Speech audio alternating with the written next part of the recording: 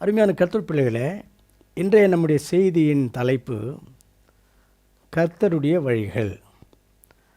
கர்த்தருடைய வழிகள். கர்த்தருடைய வழிகளை குறித்து வேதத்திலே வாசித்தால்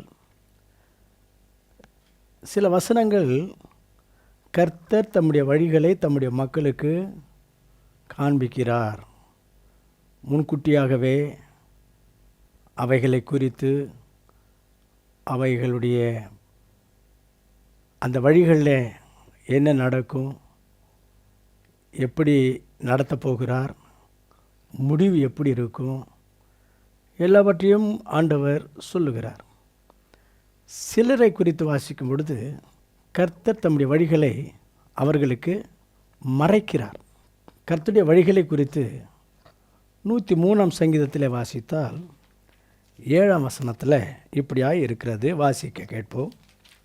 அவர் தமது வழிகளை மோசேக்கும் தமது கிரியைகளை இஸ்ரவேல் புத்திரருக்கும் தெரிய பண்ணினார். ஆண்டவர் தம்முடைய வழிகளை மோசேவுக்கு தெரியப்படுத்தினார் என்று இங்கே வாசிக்கிறோம். வேதத்தில் நிறைய இடங்களில் ஆண்டவர் தம்முடைய வழிகளை தம்முடைய பிள்ளைகளுக்கு, தமக்கு பிரியமானவர்களுக்கு, பக்தர்களுக்கு ஆண்டவர் சொல்லி இருக்கிறார், காண்பித்திருக்கிறார். ஆனால் வேதத்தில் ஒரு சில பக்தர்களுக்கு அவர்களை நடத்துகிற வழியை குறித்து ஆண்டவர் தெளிவுபடுத்தாமல் அவர்களை நடத்தியிருக்கிறார். அதுவும் கஷ்டமான, வேதனையான, வியாதிகள் நிறைந்த, பிரச்சனைகள் நிறைந்த, மரணங்களும் கூட குடும்பங்களில் சம்பவிக்கத்தக்கதான வழிகளில் அவர்களை நடத்தியிருக்கிறார். வேதத்தில் படிக்கும்பொழுது எதற்காக ஆண்டவர் தம்முடைய பக்தர்களுக்கு அவர்களை நடத்துகிற வழியை குறித்து மறைத்து வைத்து அவர்களே அப்படி கஷ்டங்கள், வேதனைகள், மரணங்கள் மத்தியில் நடத்தினார் என்று நம்மால் புரிஞ்சிக்க முடியலை. நாம் ஆண்டவரை பார்த்து கேள்வியும் கேட்க முடியாது. வேதம் என்ன சொல்லுகிறது என்றால், ஆண்டவர் என்ன செய்கிறார் என்பதை குறித்து நமக்கு வெளிப்படுத்த தேவையில்லை. அது கர்த்தர் ஏன் இப்படி நமக்கு செய்தார் என்று கர்த்தரிடத்தில் நாம் விவாதிக்கக்கூடாது என்று வேதம் நமக்கு சொல்லுகிறது. யோபு புஸ்தகத்தில் 33:13 நாம் இதை வாசிக்கிறோம். இந்த வசனத்தை வாசிக்க கேட்போம். அவர் தம்முடைய செயல்கள் எல்லாவற்றையும் குறித்து காரணம் சொல்லவில்லை என்று நீர் அவரோட ஏன் வழக்காடுகிறீர்? ஆண்டவர் நம்முடைய வாழ்க்கையில் சில கஷ்டமான, வேதனை நிறைந்த, மரணங்கள் சந்திக்க வேண்டிய சூழ்நிலைகளை நடத்தி செல்லும் பொழுது, ஏன் ஆண்டவரே எனக்கு இப்படிப்பட்ட சூழ்நிலைகளை, கஷ்டங்களை, வேதனைகளை தருகிறீர் என்று நாம் கேட்கக்கூடாதாம். ஆண்டவர் நமக்கு அதை பற்றியெல்லாம் சொல்ல மாட்டாராம். ஆனால் ஒன்று மட்டும் நமக்கு தெரியும், ஆண்டவர் நமக்கு அநியாயம் செய்கிறவர் அல்ல. அவர் எது செய்தாலும் அதில் நீதி, நேர்மை, உத்தமம் இருக்கும். கர்த்தர் அவருடைய வழிகளை குறித்து தம்முடைய பிள்ளைகளுக்கு, பக்தர்களுக்கு சொல்லுவதில்லை. அவர் அதை சொல்லாமலே அவர்களை சில நேரங்களில் கஷ்டப்படுத்துகிறார், வேதனைப்படுத்துகிறார், பிழிகிறார் என்றெல்லாம் வேதத்திலே பார்க்க முடிகிறது. சிலரை அவங்க வாழ்நாள் முழுவதும் கஷ்டங்கள், வேதனைகள், வறுமைகள், சுகவீனங்கள் மத்தியிலேயே வாழத்தக்கதாகவும் சிலரை கர்த்தர் வழி நடத்தியிருக்கிறார். உதாரணத்துக்கு வேதத்தில் லாசருவை குறித்து வாசிக்கிறோம். லூக்கா சுவிசேஷம் 16ஆம் அதிகாரம். அங்கே லாசரு, ஐஸ்வர்யவான், அவர்களை குறித்து எழுதியிருக்கிற விஷயம் நமக்கு தெரியும். லாசருடைய வாழ்க்கையை நாம் வாசிக்கும் பொழுது அவருக்கு உணவுக்கு வழி இல்லை, இருக்கிறதுக்கு ஒரு இடமில்லை, சரீரத்தில் வியாதிகள். இந்த சூழ்நிலையோடு கூட வாழ்நாளெல்லாம் அவர் வாழ்ந்திருக்கிறார். அவர் மரித்த பிறகு ஆண்டவர் பரலோகத்திலிருந்து வான தூதர்களை இந்த உலகத்துக்கு அனுப்பி லாசருவை பரலோகத்திலே சேர்த்து கொண்டார் என்று நாம் வாசிக்கிறோம். அந்த வசனத்தை வாசிக்கலாம் பாருங்கள். லூக்கா சுவிசேஷம் 16ஆம் அதிகாரம் 22வது வசனம். பின்பு அந்த தரித்திரன் மரித்து தேவதூதரால் ஆபிரகாமுடைய மடியிலே கொண்டு போய் விடப்பட்டான். ஐஸ்வர்யவானும் மரித்து அடக்கம் பண்ணப்பட்டான். அந்த லாசர் தரித்திரன் மரித்த பொழுது தேவதூதர்கள் வந்து அவரை பரலோகத்திற்கு கொண்டு போனார்கள். அப்படியானால் இதிலிருந்து நமக்கு புரிகிற விஷயம், லாசர் உணவுக்கு வழி இல்லாவிட்டாலும், சரீரத்தில் வியாதியோடு இருந்தாலும், இருக்கிறதுக்கு ஒரு இருப்பிடம், ஒரு வீடு இல்லாவிட்டாலும், ஆண்டவருக்கு பிரியமாய் மகிமையாய் ஆண்டவருடைய இருதயத்துக்கு ஏற்றவராய் வாழ்ந்திருக்கிறார். அதனால தான் ஆண்டவர் தேவ தூதர்களை அனுப்பி அந்த லாசருவை பரலோகத்திற்கு ஏற்றுக்கொண்டார். அவ்வளவு பிரியமாய், அவ்வளவு ஆண்டவருக்கு இருதயத்துக்கு ஏற்றவராய் அவர் வாழ்ந்தாலும் அவருடைய சூழ்நிலையை பாருங்கள். மரிக்கிற வரைக்கும் அவருக்கு வீடு இல்லை, சாப்பாட்டுக்கு வழி இல்லை, தரித்திர நிலைமை, சரீரத்தில் சுகவீனம். எதற்காக தேவன் அந்த நிலைமையில் லாசருவை வைத்தார் யாருக்கும் தெரியாது. நீங்களும் சொல்ல முடியாது, என்னாலும் சொல்ல முடியாது. இப்படி தான் ஆண்டவர் தன்னுடைய வழிகளை உத்தமர்களுக்கு, பக்தர்களுக்கு கூட வெளிப்படுத்தாமல் சில நேரங்களில் வழி நடத்தி கொண்டிருக்கிறார். அதே போல் இன்னொரு உதாரணத்தையும் வேதத்திலிருந்து உங்களுக்கு காண்பிக்க போகிறேன். யோபை குறித்து அவருடைய உத்தமம், அவருடைய வாழ்க்கையில் அவர் வாழ்ந்த பக்தி எல்லாவற்றையும் குறித்து ஆண்டவர் தாமே சாத்தானிடத்தில் சேலஞ்சிங்காக சொன்னார். அந்த வசனத்தை வாசிக்க கேட்போம். யோபு 1ஆம் அதிகாரம் 8வது வசனம். கர்த்தர் சாத்தானை நோக்கி, என் தாசனாகிய யோபுவின் மேல் கவனம் வைத்தாயோ? உத்தமனும் சன்மார்கனும் தேவனுக்கு பயந்து பொல்லாப்புக்கு விலகுகிறவனாய் யோபு இருந்தார் என்று ஆண்டவர் சாத்தானிடத்தில் சவாலிட்டு சொன்னார். யோபுனுடைய உத்தமத்தை குறித்தும் அவருடைய பரிசுத்தமான வாழ்க்கை குறித்தும் ஆண்டவர் தாமே சாட்சி சொல்லுகிறார். ஆனால் யோபுடைய வாழ்க்கையை பார்த்தீர்கள் என்றால் அவருடைய வாழ்க்கையிலே அவர் எதிர்பார்க்காத மரணங்கள், இழப்புகள், நஷ்டங்கள், சுகவீனங்கள், ஆஸ்தியெல்லாம் சூறையாடப்படுகிற சூழ்நிலைகள், அந்த மாதிரியான ஒரு வழியிலே கர்த்தர் நடத்தினார். காரணம் யோபுக்கு தெரியுமா? ஆண்டவர் சொன்னாரா? சொல்லலை. ஏன் ஆண்டவர் அப்படி செய்தார் நமக்கு தெரியாது. ஆண்டவரை கேள்வி கேட்க முடியாது. இப்படி தான் ஆண்டவர் தம்முடைய பக்தர்களை, சிலரை அவர் எந்த வழியிலே கொண்டு செல்லுகிறார், என்ன காரணத்துக்காக கொண்டு செல்லுகிறார் என்று சொல்லாமலே வழி நடத்துகிறார். பிற்காலத்தில் ஒருவேளை ஆண்டவர் அதை அவர்களுக்கு வெளிப்படுத்துவார். பிற்காலத்தில் எதற்காக கர்த்தர் அப்படி வழி நடத்தினார் என்று ஆண்டவர் தெளிவுபடுத்துவார். அதனால் அருமையான கர்த்தர் பிள்ளைகளே, என்னுடைய வாழ்க்கையிலையும் கூட அப்படி தான் நடக்குது. அதனால் அருமையான கர்த்தர் பிள்ளைகளே, என்னுடைய வாழ்க்கையிலையும் கூட என்னுடைய மனைவி மரிக்கிறார்கள், அடுத்த வாரத்தில் என்னுடைய தாயார், அடுத்த நாளிலே எனக்கு கொரோனா பாசிட்டிவ் வருது, எனக்கும் மரண பயம் வந்துடுச்சு. எதனால் நமக்கு தெரியாது. ஆண்டவர் சில நேரங்களில் சொல்லுவதில்லை, தெளிவுபடுத்துவதில்லை, ஆனால் வழி நடத்துகிறார். இந்த மாதிரி சூழ்நிலையில் நீங்களும் கூட கடந்து போவீர்கள் என்றால், கர்த்தருடைய வழிகள் உங்களுக்கு புரியாவிட்டாலும், கர்த்தர் எதற்காக உங்களை இப்படிப்பட்ட வேதனைகள் மத்தியிலே, மரணத்தின் மத்தியிலே, கஷ்டங்கள் மத்தியிலே, பிரச்சனைகள் மத்தியிலே, போராட்டங்கள் மத்தியிலே நடத்துகிறார் என்று உங்களுக்கு புரியாவிட்டாலும், நீங்களும் நானும் நமக்கு முன்பாக இப்படிப்பட்ட வழிகளில் பயணித்து தன்னுடைய வாழ்க்கையையும் சாட்சியையும் காத்து கொண்டு கர்த்தரை பிரியப்படுத்தி கர்த்தரிடத்திலிருந்து அதிகமாக ஆசீர்வாதங்களை சுதந்திரித்து கொண்ட யோபுவை நாம் நினைவு கூர்ந்து லாசருவை நம்முடைய சிந்தையில் நிறுத்தி கொண்டு நம்முடைய பங்குக்கு நாம் எப்படி வாழ வேண்டுமோ அப்படி வாழ வேண்டும். சில பக்தர்களை குறித்து வேதத்திலே வாசிக்கும் பொழுது அவர்களுக்கு ஆண்டவர் நல்ல வாக்குத்தத்தங்களையும் தந்தார்.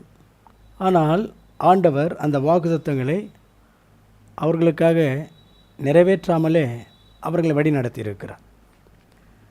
இப்படியும் ஆண்டவர் செய்கிறார். இது என்னுடைய மனைவி மரித்த பொழுது தான் எனக்கும் புரிய வந்துச்சு. இந்த வருஷத்தில் எரேமியா 30:11 அதை தான் ஆண்டவர் வாக்குத்தத்தமாய் என் மனைவிக்கு கொடுத்தார். உன்னை ரட்சிக்கும்படி நான் உன்னோடு இருப்பேன் என்று சொன்னார். வாசிக்க கேட்போம். உன்னை ரட்சிப்பதற்காக நான் உன்னோடு இருக்கிறேன் என்று இங்கே இருக்கிறது. ஆனால் இந்த வருஷத்தில் இந்த வாக்குத்தத்தம் நிறைவேறவில்லை. ஆண்டவர் அவரை பரலோகத்துக்கு எடுத்துக்கொண்டார். ஏன் இப்படி நடக்கிறது என்றால் அது ஒரு கேள்விக்குறியாக என்னுடைய மனசில் இருந்துச்சு. ஏன்னா சில வருஷங்களுக்கு முன்பதாக இன்னொருத்தர் கூட கேட்டாங்க, எங்கள் குடும்பத்தில் என் மகனுக்கு ஆண்டவர் இந்த மாதிரி வாக்குத்தத்தம் கொடுத்தார், அந்த வாக்குத்தத்தம் நிறைவேறவே இல்லை, என் மகன் மரிச்சிட்டான், கொடுத்த வாக்குத்தத்தத்தை ஆண்டவர் ஏன் நிறைவேற்றவில்லை என்று கேட்டாங்க. நம்முடைய சபையில் ஒருத்தர் கேட்டாங்க. அன்றைக்கி எனக்கு பதில் சொல்ல தெரியலை. ஆனால் இப்போது ஆண்டவர் எனக்கு புரிய வச்சிருக்கார். சில நேரங்களில் சிலரை ஆண்டவர் அப்படி நடத்துகிறார். ஆண்டவர் வாக்குத்தத்தங்கள் கொடுத்தாலும் அந்த வாக்குத்தத்தங்கள் அவர்களுக்கு நிறைவேற்றாமலே அவர்களை நடத்துகிறார். நான் சொல்லுகிற இந்த சத்தியம் அல்லது இந்த கருத்து உங்களில் நிறைய பேருக்கு ஒரு புதிய சத்தியமாக இருக்கும். இதை நான் வசனத்திலிருந்து உங்களுக்கு தெளிவாய் சொன்னால் உங்களுக்கு மிகவும் பிரயோஜனமாக இருக்கும். இந்த சத்தியத்தை நீங்கள் கற்றுக்கொண்டால் சில நேரங்களில் ஆண்டவர் உங்களுக்கு கொடுத்த வாக்குத்தத்தங்கள் நிறைவேறாமல் போனாலும் கர்த்தருக்கு ஸ்தோத்திரம் சொல்லுவீங்க. நீங்கள் விசுவாச வாழ்க்கையில் இடற மாட்டீங்க. எபிரியருக்கு 11ஆம் அதிகாரத்தில் ஆண்டவருக்காக வாழ்ந்தவர்கள், சாதித்தவர்கள், நற்சாட்சி பெற்றவர்கள், கர்த்தரை மகிமைப்படுத்தினவர்கள், கர்த்தருக்காக ஆலயம் கட்டினவர்கள், இப்படி பல விசுவாச வீரர்களுடைய லிஸ்ட்டு பட்டியல் அங்கே இருக்குது. அந்த விசுவாச வீரர்கள் அல்லது அந்த கர்த்தரை மகிமைப்படுத்தின கர்த்தருடைய பக்தர்கள், கர்த்தருடைய பிள்ளைகள், அவர்களை குறித்து நான் வாசிக்கும் பொழுது சிலருடைய வாழ்க்கையில் ஆண்டவர் கொடுத்த வாக்குத்தத்தங்கள் நிறைவேறிச்சு. சிலருடைய வாழ்க்கையில் ஆண்டுடைய வாக்குத்தத்தங்கள் நிறைவேறாமலே அவர்கள் மரித்து விட்டார்கள். இந்த சத்தியங்களை இந்த எபிரியருக்கு நிருபம் 11ஆம் அதிகாரத்தில் நாம் கற்றுக்கொள்ள முடிகிறது. இப்போ பாருங்கள், வாக்குத்தத்தங்களை கொடுத்து சிலருக்கு ஆண்டவர் நிறைவேற்றினார். அந்த ஒரு வேத பகுதியை வாசிக்க போகிறோம். எபிரியருக்கு நிருபம் 11ஆம் அதிகாரம் 32-33 வசனங்கள். பின்னும் நான் என்ன சொல்லுவேன்? கிதியோன், பாராக், சிம்சோன், யெப்தா, தாவீது, சாமுவேல் என்பவர்களையும் தீர்க்கதரிசிகளையும் குறித்து நான் விவரம் சொல்ல வேண்டுமானால் காலம் போதாது. விசுவாசத்தினாலே விசுவாசத்தினாலே அவர்கள் ராஜ்யங்களை ஜெயித்தார்கள். அவர்கள் ராஜ்யங்களை ஜெயித்தார்கள், நீதியை நடப்பித்தார்கள். நீதியை நடப்பித்தார்கள், வாக்குத்தத்தங்களை பெற்றார்கள். வாக்குத்தத்தங்களை பெற்றார்கள், சிங்கங்களின் வாய்களை அடைத்தார்கள். சிங்கங்களின் வாய்களை அடைத்தார்கள். விசுவாசத்தினாலே அவர்கள் ஆண்டவராலே வாக்குத்தத்தங்களை பெற்றார்கள். ஆண்டவர் அவங்களுக்கு கொடுத்த வாக்குத்தத்தங்களை நிறைவேற்றினார் என்று இங்கே நம்ம வாசிக்கிறோம். இதே போல் இன்னொரு சிலரை குறித்து வாசிக்கும் பொழுது ஆண்டவர் அவர்களுக்கும் வாக்குத்தத்தம் கொடுத்தார். அந்த வாக்குத்தத்தம் அவங்களுக்கு நிறைவேறாமலே அவர்கள் மரித்து விட்டார்கள். அது யார் என்றால் ஆபிரகாம், சாராள். வானத்தின் நட்சத்திரங்களைப் போலவும் கடலின் மணலைப் போலவும் எண்ணிலடங்காத அளவுக்கு உனக்கு நான் சந்ததியை தருவேன் என்று ஆண்டவர் அவர்களுக்கு வாக்கு பண்ணினார் என்று நமக்கு தெரியும். வேதத்தில் இந்த அதிகாரத்தில் வாசிக்கிறோம். அதை அவர்கள் பார்க்காமலே மரித்து விட்டார்கள். அந்த வாக்குத்தத்தம் அவர்களுக்கு நிறைவேறுவதற்கு முன்னமே அல்ல, அந்த வாக்குத்தத்தம் நிறைவேறுவதை பார்க்காமலே மரித்து விட்டார்கள் என்று வாசிக்கிறோம். 13ஆம் வசனத்தில் வாசிக்க கேட்போம். எபிரேயருக்கு நிருபம் 11ஆம் அதிகாரம் 13வது வசனம். ஆனபடியால் சரீரம் செத்தவன் என்று எண்ணத்தகும் ஒருவனாலே வானத்திலுள்ள பெருக்கமான நட்சத்திரங்களைப் போலவும் கடற்கரையிலுள்ள எண்ணற்ற மணலைப் போலவும் மிகுந்த ஜனங்கள் பிறந்தார்கள். இவர்கள் எல்லாரும் வாக்குத்தத்தம் பண்ணப்பட்டவைகளை அடையாமல் தூரத்திலே அவைகளை கண்டு நம்பி அணைத்துக் கொண்டு பூமியின் மேல் தங்களை அந்நியரும் பரதேசிகளும் என்று அறிக்கையிட்டு விசுவாசத்தோடே மரித்தார்கள். விசுவாசத்தோடே மரித்தார்கள்.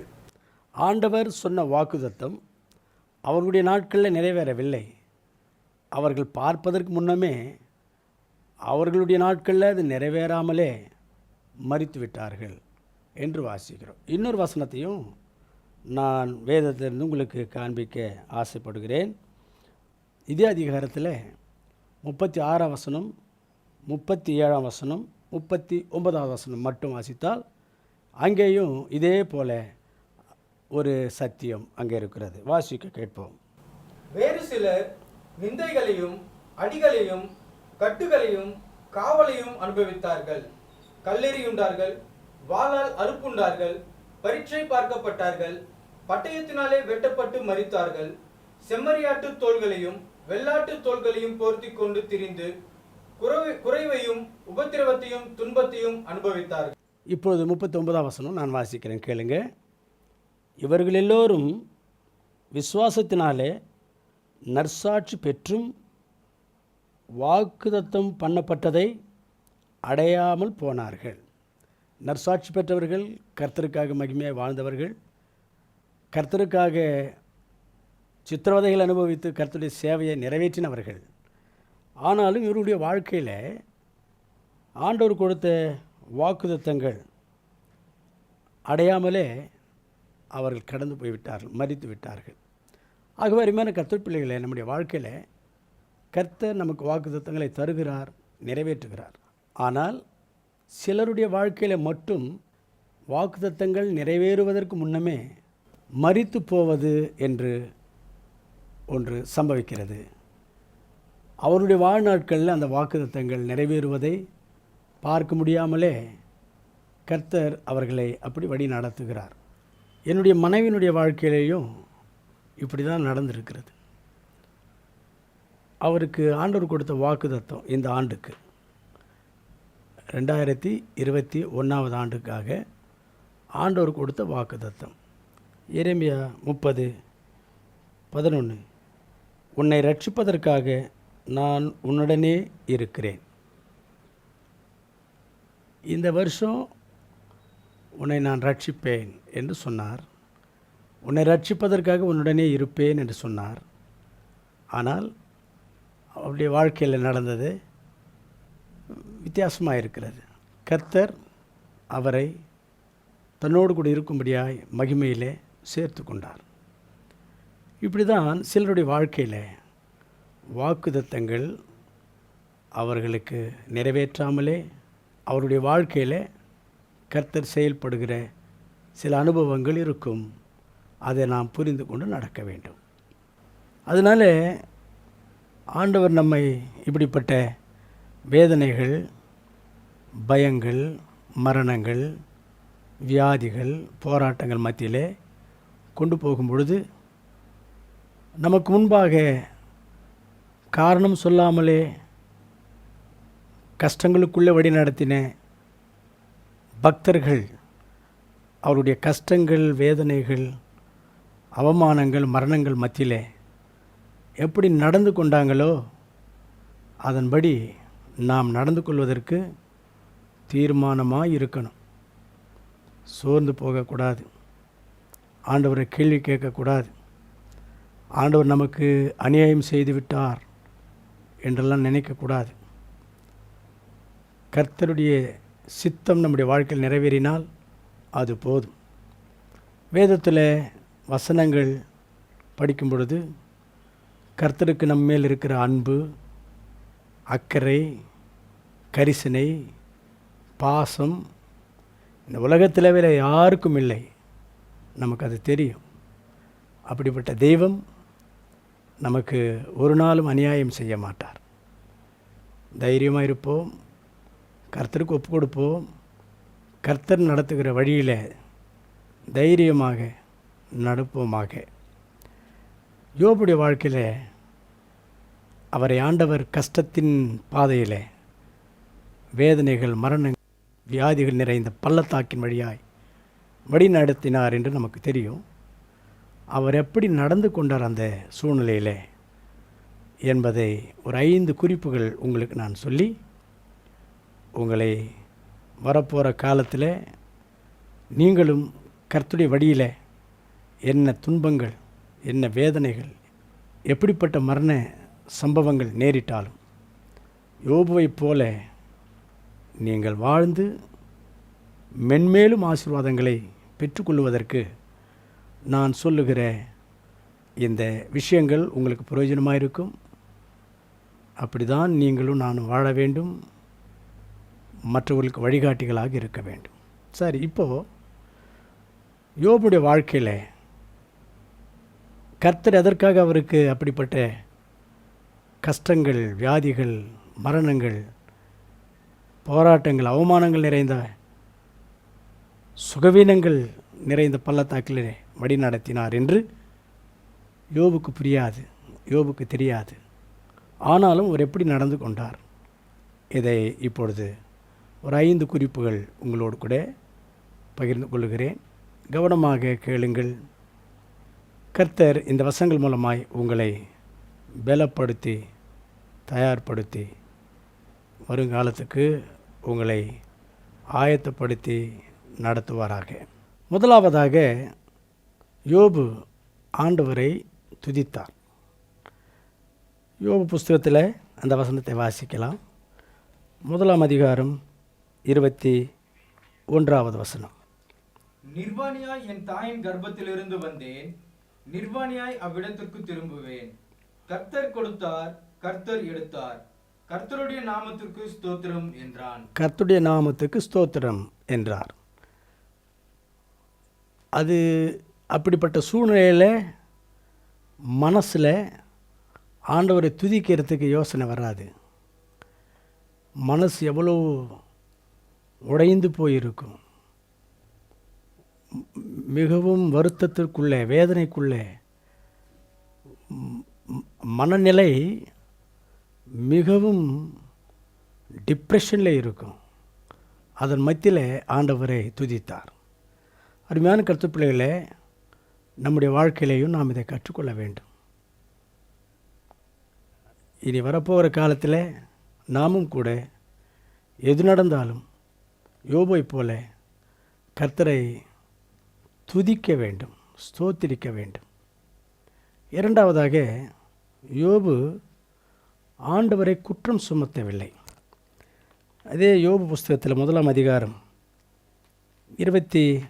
22வது வசனத்தை வாசிப்போமானால் அதை அங்கே நாம் பார்க்க முடிகிறது. இவை அனைத்திலும் யோபு பாவம் செய்யவும் இல்லை, கடவுள் மீது குற்றம் சாட்டவும் இல்லை. கடவுள் மீது குற்றம் சாட்டவும் இல்லை. இன்னொரு மொழிபெயர்ப்பில் இன்னொரு விதமாக இருக்கிறது, அதையும் வாசிக்க கேட்போம். இவை எல்லாவற்றிலும் யோபு பாவம் செய்யவும் இல்லை, தேவனை பற்றி குறை சொல்லவும் இல்லை. குறை சொல்லவில்லை, ஆண்டவரை குறை சொல்லவில்லை, ஆண்டவர் மீது குற்றம் சுமத்தவில்லை, ஆண்டவர் எனக்கு அநியாயம் செய்து விட்டார் என்று சொல்லவில்லை என்று தெலுங்கு பைபிளில் இருக்கிறது.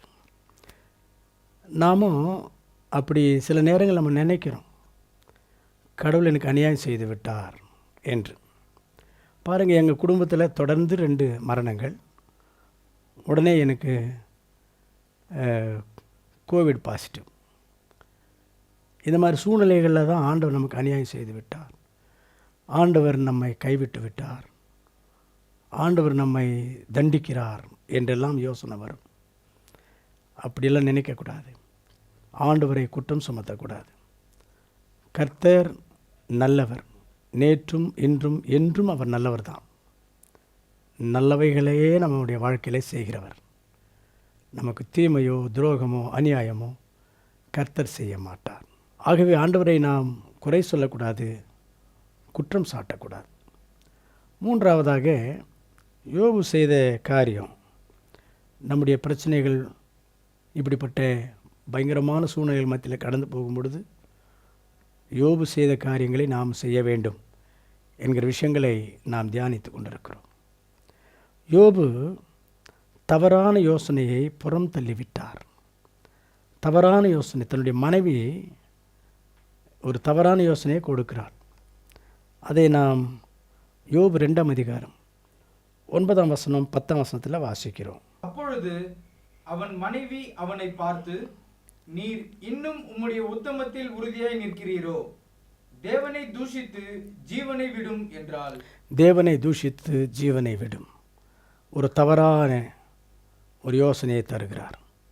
இப்படித்தான் நமக்கு மரணங்கள், பலவிதமான வேதனைகள் மத்தியில் நாம் இருக்கும் பொழுது நமக்கு நல்லது சொல்கிற மாதிரியே சில பேர், இந்த காரணத்தினாலே இப்படி நடந்திருக்குமோ, இந்த காரணத்தினாலே கடவுள் உங்களுக்கு இது செய்திருப்பாரோ, ஒருவேளை இதுக்கு, இந்த மரணத்துக்கு, இந்த வேதனைகளுக்கு இது காரணமாக இருக்குமோ என்றெல்லாம் நமக்கு ஆலோசனை சொல்லுவாங்க.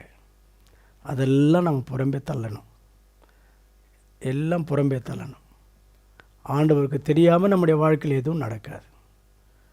எது நடந்தாலும் கர்த்தருடைய சித்தத்தின்படி நடக்கிறது. அதனால் மற்றவர்கள் அந்த மாதிரியாய் நாம் உடைஞ்சு போன சூழ்நிலை இருக்கும்போது நமக்கு என்ன ஆலோசனை சொல்லுவாங்க என்கிற விஷயத்தில் கவனமாக இருக்கணும். சில நேரங்களில் சாத்தான் சில ஜனங்களை பயன்படுத்தி கொண்டு நம்முடைய மனசு கெடுத்து விடுவான், கலைத்து விடுவான். ஜாக்கிரதையாக இருக்கணும். ஆகவே சிலர் சொல்லுகிற சில யோசனைகள் நாம் புறம்பே தள்ளிட்டு கர்த்தரை நோக்கி கொண்டே பொறுமையாய் முன்னேறி கொண்டிருக்க வேண்டும். 4ஆவதாக, யோபு தன்னுடைய வாழ்க்கையில் எத்தனை விதமான வேதனைகளை அனுபவித்து கொண்டிருந்தாலும் ஒரு உறுதியான தீர்மானத்தில் இருந்து விட்டார். மரணம், சுகவீனம், ஆசையெல்லாம் சூறையாடப்படுகிறது. இப்படிப்பட்ட சூழ்நிலை மத்தியிலேயும் யோபு உறுதியான தீர்மானம், அவருடைய தீர்மானத்தை அவர் என்ன சொல்லுகிறார்? யோபு 13:15 கர்த்தர் என்னை கொன்று போட்டாலும் நான் அவர் மேல் நம்பிக்கையாக இருப்பேன் என்று சொல்லுகிறார். வசனத்தை வாசிக்க கேட்போம். அவர் என்னை கொன்று போட்டாலும் அவர் மேல் நம்பிக்கையாய் இருப்பேன். கர்த்தர் என்னை கொன்று போட்டாலும் நான் அவர் மேல் நம்பிக்கையாக இருப்பேன் என்று சொல்லுகிறார். அதே போல் நம்முடைய வாழ்க்கையிலேயும் என்ன நடந்தாலும் கர்த்தர் மீது உறுதியான நம்பிக்கையோடு இருக்கணும். பிறகுதான் அதனுடைய மகிமையை நாம் எந்த உலகத்திலையும் பார்க்க முடியும், சில நேரங்களில் பரலோகத்திலையும் பார்க்க முடியும். ஆகவே உறுதியான தீர்மானத்தோடு கர்த்தரை எல்லா சூழ்நிலை மத்தியிலேயும் பின்பற்ற வேண்டும். 5ஆவதாக, யோபுக்கு அந்த சூழ்நிலை மத்தியிலே அவர் மற்றவர்களுக்காக ஜெபம் பண்ணினார் என்று 42ஆம் அதிகாரம் 10ஆம் வசனம், யோபு 42:10 அங்கே எழுதியிருக்கிறது. வாசிக்க கேட்போம். யோபு தன் சிநேகிதருக்காக வேண்டுதல் செய்தபோது மற்றவர்களுக்காக வேண்டுதல் செய்கிறவராய் ஜெபம் பண்ணுகிறவராய் இருந்தார். அப்பொழுது கர்த்தர் யோபுவை இரட்டத்தனையே ஆசீர்வதித்தார் என்று அந்த வசனத்தில் இருக்கும். வாசிக்க கேட்போம். யோபு தன் சிநேகிதருக்காக வேண்டுதல் செய்தபோது கர்த்தர் அவன் சிறையிருப்பை மாற்றினார். யோபுக்கு முன் இருந்த எல்லாவற்றை பார்க்கிலும் இரண்டத்தனையாய் கர்த்தர் அவனுக்கு தந்தருளினார். ஆகவே யோபுவை கர்த்தர் இரண்டத்தனையாய் ஆசீர்வதித்தார். ஆகவே அருமையான கர்த்தர் பிள்ளைகளே, ஆண்டவருடைய வழிகள் நமக்கு வெளிப்படுத்துவார். சில நேரங்களில் நமக்கு மறைத்து நம்மை வழி நடத்துவார். அப்படி ஆண்டவர் தம்முடைய வழிகளை நமக்கு மறைத்து நம்மை வழி நடத்தும் பொழுது அது மரண இருளின் பள்ளத்தாக்காக இருந்தாலும், வியாதிகள் நிறைந்த பள்ளத்தாக்காக இருந்தாலும், போராட்டங்கள் வேதனைகள் நிறைந்த பள்ளத்தாக்காக இருந்தாலும், நமக்கு முன்பாக ஒரு சிலரை கர்த்தர் அப்படி நடத்தி இருக்கிறார். உதாரணத்துக்கு யோபை குறித்து படித்தோம். அந்த சூழ்நிலையில் அவர் எப்படி நடந்து கொண்டாரோ அதையும் படித்தோம். நாமும் அதே போல் நடந்து கொள்வோம். யோபை போலவே நம்முடைய வாழ்க்கையும் ஒரு சரித்திரமாய் மாறும். யோபை போலவே நம்முடைய வாழ்க்கை இரட்டத்தனையான ஆசீர்வாதங்களால் நிறைந்திருக்கும். யோபை போலவே நம் பின்னாடி இருக்கிற தலைமுறைக்கு ஒரு வழிகாட்டிகளாய் இருப்போம். அப்படிப்பட்ட அனுபவத்தில் கர்த்தர் நம்மை வழிநடத்துவாராக. ஜெபம் செய்வோம். எங்களை நேசிக்கிற பரலோகத்தின் பிதாவே, உம்முடைய வழிகள் சில நேரங்களில் எங்களுக்கு புரிகிறது, சில நேரங்களில் எங்களுக்கு நீர் மறைக்கிறீர். ஆனாலும் ஆண்டவரே, எங்களுக்கு ஒன்று தெரியும், எங்களுக்கு நீர் ஒரு நாளும் அநியாயம் பண்ண மாட்டீர், தீங்கு செய்ய மாட்டீர், துரோகம் பண்ண மாட்டீர். அதனால் எங்களுக்கு உம்முடைய வழிகள் புரியாவிட்டாலும் நீர் நடத்துகிற வழியிலே எங்களை முற்றிலுமாய் உமக்கு அர்ப்பணித்து நடக்க எங்களுக்கு சக்தியை தாரும் ஆண்டவரே. எங்களுக்கு முன்பாக யோபு போன்றவர்கள்லாம் அப்படி நடந்து உம்முடைய ஆசீர்வாதங்களை சுதந்திரித்து கொண்டார்கள், உலகத்துக்கு ஆசீர்வாதமாக மாறினார்கள். அந்த அனுபவத்தில் எங்களையும் வழி நடத்த வேண்டும் என்று இயேசு கிறிஸ்துவின் நாமத்தில் ஜெபிக்கிறோம் நல்ல பிதாவே, ஆமென்.